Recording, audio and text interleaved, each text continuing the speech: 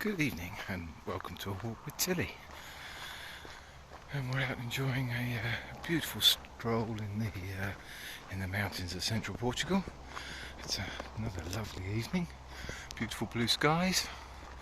There's young Tilly up in the distance. She's in a hurry this evening for some reason. Anyway, my thoughts on what's been happening in the UK. I've not been posting as much recently just because of the amount of things that are happening. I genuinely become overwhelming to have any degree of analysis or thought about them. Before you've had a minute to think about one thing, the next is happening. And generally I like to give a little consideration to my opinions on subjects before I vocalise my thoughts. So, it's just crazy. It's constant. It's non-stop. So essentially, we're still in the UK, going through the process of actually trying to deal with the Kwarteng Truss Kwarteng government and their mini budget, which has caused an unbelievable ruckus. I mean, to say that it is rash or has been a rash decision is an understatement. I think they've obviously done it with purpose. I can't believe for a second that they actually thought that what is currently happening would be the result. They may have done, but there is just no... It doesn't seem cohesive. Any of the responses, everything feels like a continuation of the Johnson government, essentially fight fire, with a whole host of loose cannons attempting to dampen the flames. So yesterday you had Jacob Rees Mogg. Just how on earth we have ended up. How anyone? I don't understand how you continue to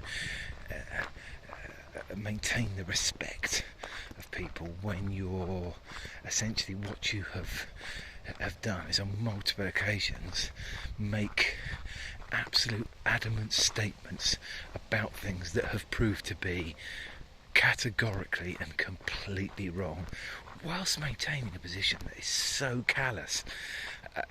It's almost shocking. Anyway, he weighed in yesterday with did the little tour that they do around the various studios and was literally in public saying that what happened in the markets in the immediate aftermath of the announcement of the mini budget was nothing to do with the mini budget, with a straight face. Not that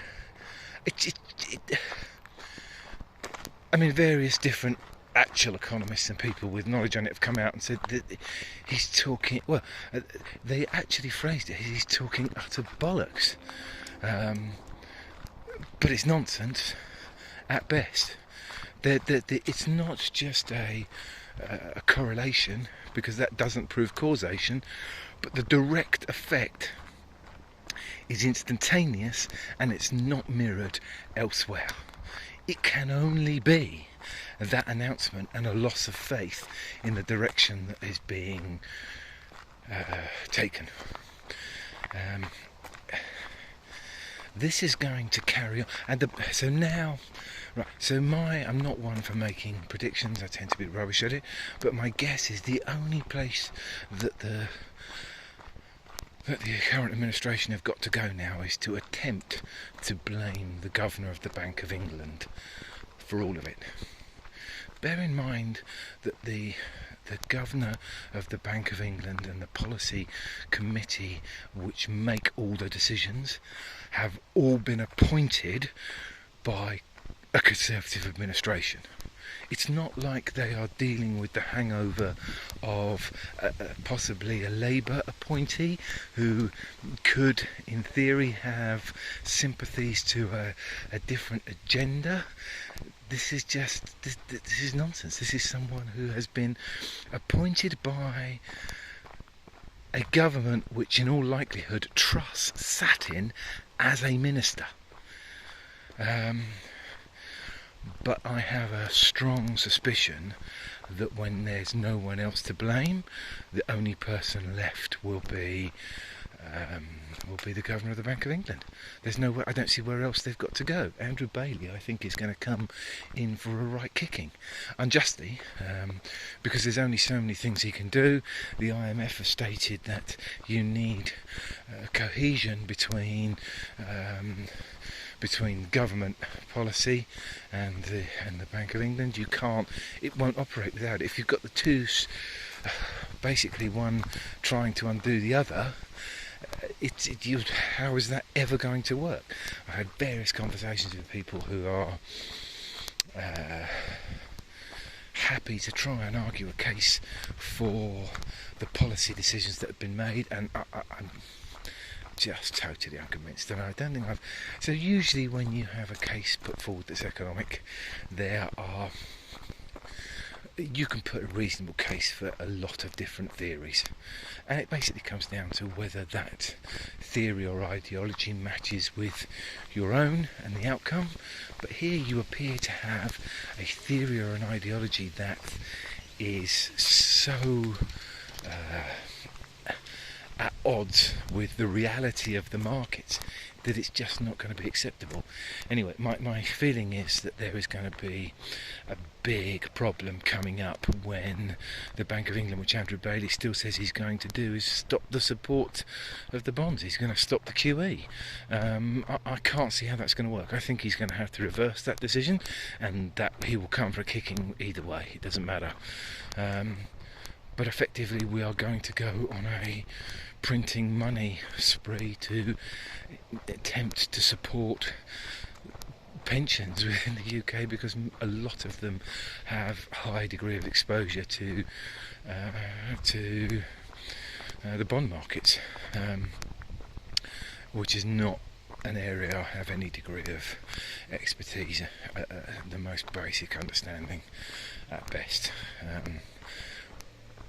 But enough to understand that currently the Bank of England effectively acting as a bank stop to make acquisitions, stopping is going to have big consequences, and I have a feeling they will hit Friday unless they reverse their course of action, which is all I can see them being able to do. And the only thing I can see happening now, the only place that Truss and Kwarteng have to go is to try and divert the attention from their own decisions. There's a lot of discussion that there are backbenchers who are pushing for them to undo what they've done. I don't think they can. I think if they undo what they've done, that will also cause market turmoil, because markets like nothing worse than indecision. They like to know what's happening, and I think they've just about got their heads around the fact that there is going to be an almighty amount of there's either going to be a massive amount of borrowing and debt taken on for future generations, or there's going to be a colossal amount of cuts in public expenditure. One or the other. That's all there's left. I don't see how they can avoid that. Anyway, those are my ponderances on the subject. Feel free to interject with any thoughts of your own in the comment section. Have a lovely evening.